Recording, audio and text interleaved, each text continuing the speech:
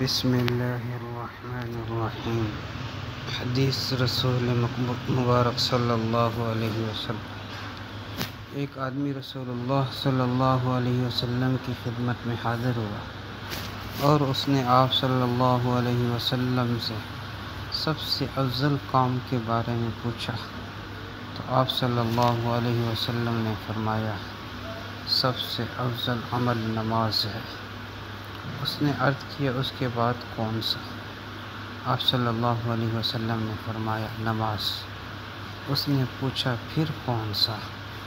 آپ نے فرمایا، نماز ہی افضل ہے۔ 3 دفعہ پوچھنے کے بعد اس نے پوچھا، پھر کون سا؟ آپ صلی اللہ علیہ وسلم نے فرمایا، اللہ کی راہ میں جہاد کرنا۔ تو دوستو، اس حدیث مبارکہ میں اللہ رب العزت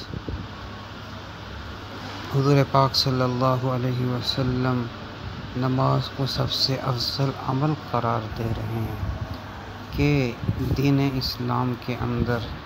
نماز سب سے افضل عمل ہے، اور اس سے معلوم ہوتا ہے کہ نماز ہی دین اسلام کی بنیاد ہے، اور دین اسلام کی بنیاد کے اندر حضور پاک صلی اللہ علیہ وسلم نے نماز کو افضل درجہ دیا ہے۔ اور نماز کے بارے میں حضور پاک صلی اللہ علیہ وسلم نے ارشاد فرمایا، الصلاۃ عماد الدین، کہ نماز دین کا ستون ہے۔ تو نماز ایک افضل عمل ہے۔ قرآن پاک کے اندر نماز کے بارے میں اللہ رب العزت ارشاد فرماتے ہیں، ان الصلاۃ تنہی عن الفحشاء والمنکر، کہ بے شک نماز بے حیائی اور بری باتوں سے روکتی ہے۔ نماز ہی ایسی عبادت ہے جس کے ذریعے انسان بے حیائی اور بری باتوں سے رک جاتا ہے، بری باتوں سے باز آ جاتا ہے۔ نماز کو دین اسلام کے اندر ایک اہمیت حاصل ہے، ایک عمدہ درجہ حاصل ہے۔ جو شخص نماز پڑھتا ہے وہ دین اسلام پر ہے، اور جو شخص نماز نہیں پڑھتا تو حدیث کے اندر اس کے بارے میں آتے ہیں،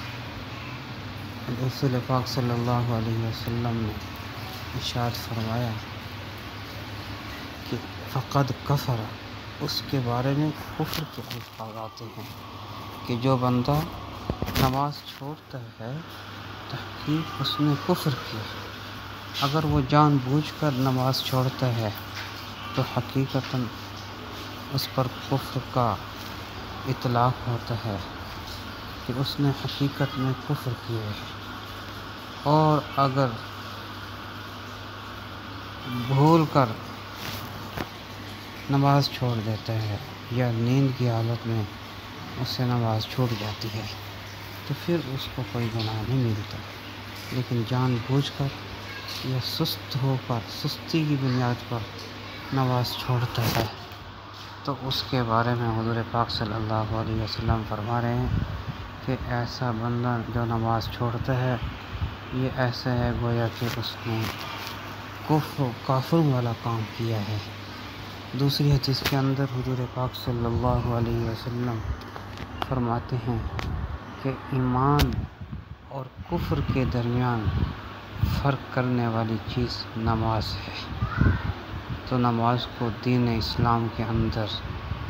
ایک اہمیت حاصل ہے۔ دین اسلام نماز پڑھنے کی تلقین کرتا ہے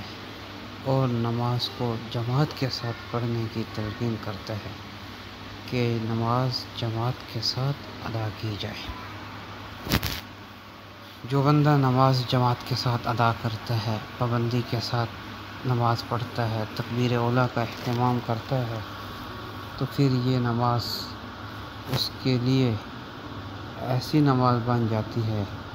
جس کے بارے میں اللہ رب العزت قرآن پاک کے اندر ارشاد فرماتے ہیں کہ ان الصلاۃ تنہی عن الفحشاء والمنکر، کہ بے شک یہ نماز بے حیائی اور بری باتوں سے روکتی ہے۔ تو میرے محترم دوست، اس آیت کے تحت جو آپ کے سامنے میں نے تلاوت کی کہ ان الصلاۃ تنہی عن الفحشاء والمنکر، کہ نماز بے حیائی اور بری باتوں سے روکتی ہے، میں آپ کے سامنے ایک قصہ عرض کرنے لگا ہوں۔ حضرت عمر فاروق رضی اللہ تعالی عنہ کے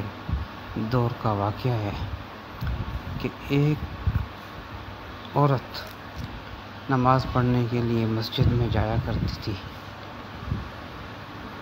تو راستے میں ایک نوجوان کی نظر اس عورت پر پڑی، اور اس عورت کو اس نوجوان نے اپنی طرف راغب کرنے کے لیے محبت کا پیغام بھیجا، اور اس عورت سے اس نوجوان نے کہا کہ میں آپ سے محبت کرنا چاہتا ہوں، میں آپ سے محبت کرتا ہوں، لہذا آپ مجھے وقت دیں اور میرے سے ملاقات کر لیں۔ اس عورت نے کہا کہ میں آپ سے ملاقات کرنے کے لیے تیار ہوں، لیکن ایک شرط میری ماننی پڑے گی۔ اس آدمی نے کہا، اس نوجوان نے کہا کہ بتائیں اپنی شرط، میں آپ کی شرط پوری کرنے کے لیے تیار ہوں۔ تو اس نوجوان نے جب عورت سے کہا کہ آپ اپنی شرط بتائیں، تو اس عورت نے کیونکہ وہ ایک نیک صالح خاتون تھی اور شادی شدہ خاتون تھی، اس عورت نے مرد کو شرط یہ بتائی کہ میری ملاقات آپ سے تب ہو سکتی ہے جب کہ آپ 40 دن تک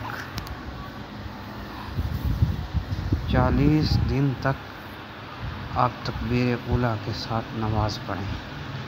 اور تکبیر اولیٰ کے ساتھ نماز بھی حضرت عمر فاروق رضی اللہ تعالی عنہ کی ابتدا میں پڑھنی ہے۔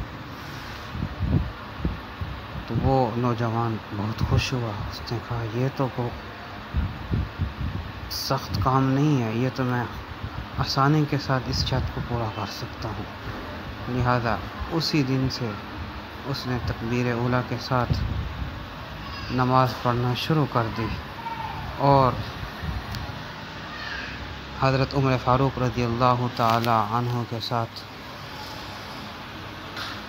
نماز پڑھی۔ فرماتے ہیں کہ جب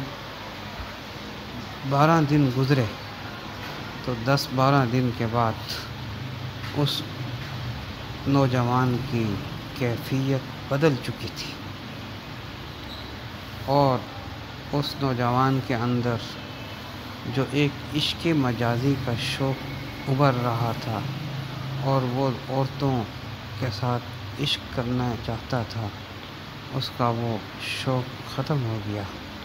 اور عشق مجازی سے شوق تبدیل ہو کر عشق حقیقی یعنی اللہ رب العزت کے ساتھ عشق اس کا شروع ہو چکا۔ تو یہ نماز کی برکت سے ابھی اس نے 10-12 دن ہی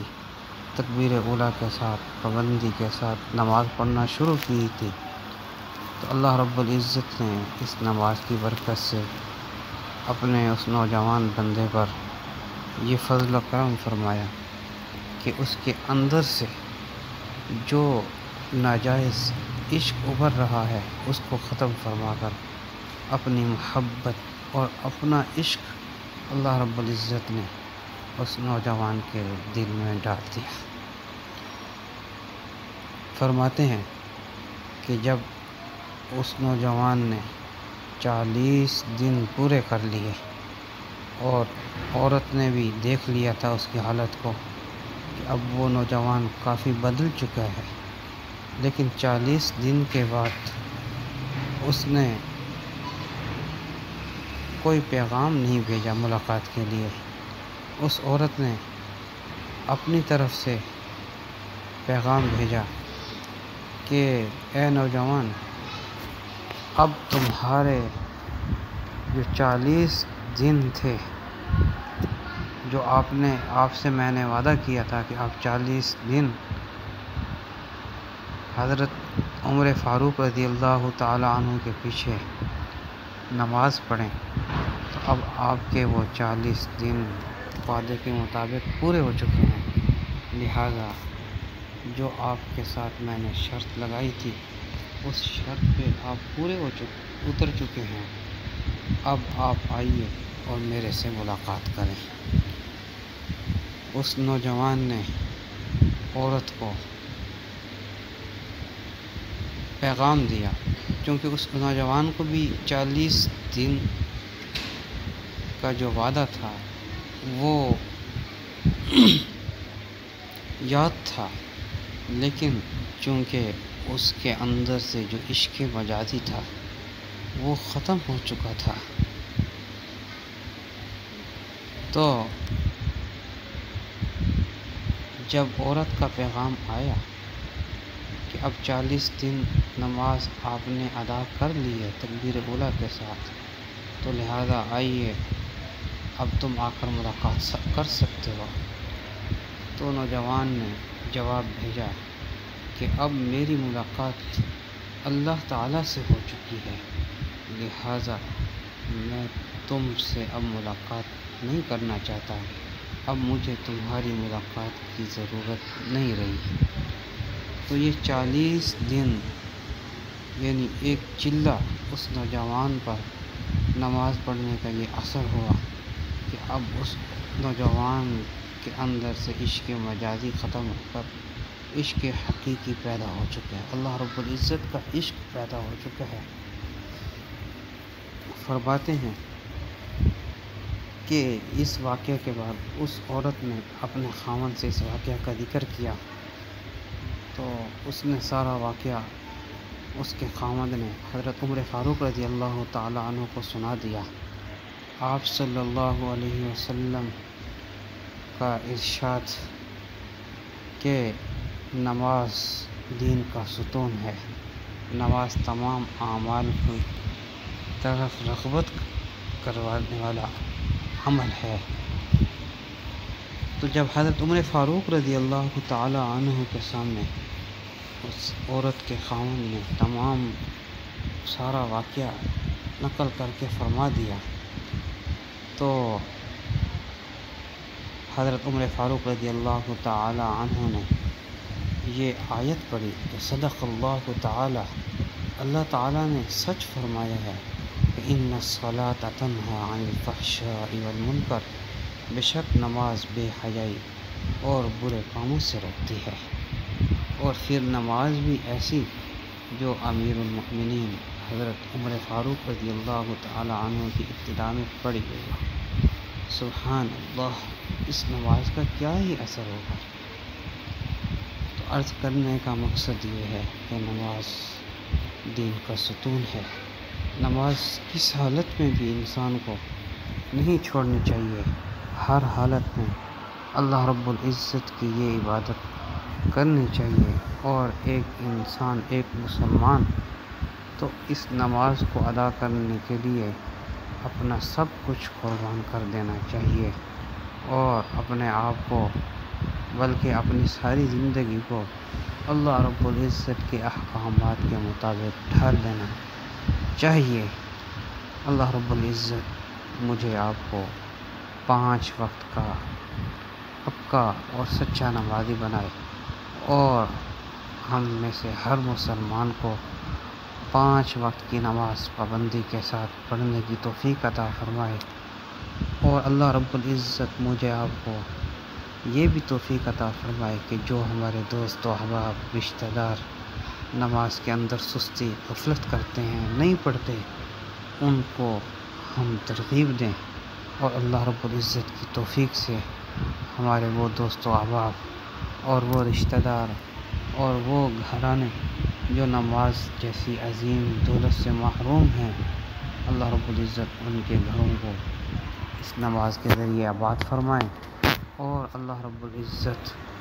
میرا اور آپ کا حامی و ناصر ہو۔ وما علینا الا البلاغ۔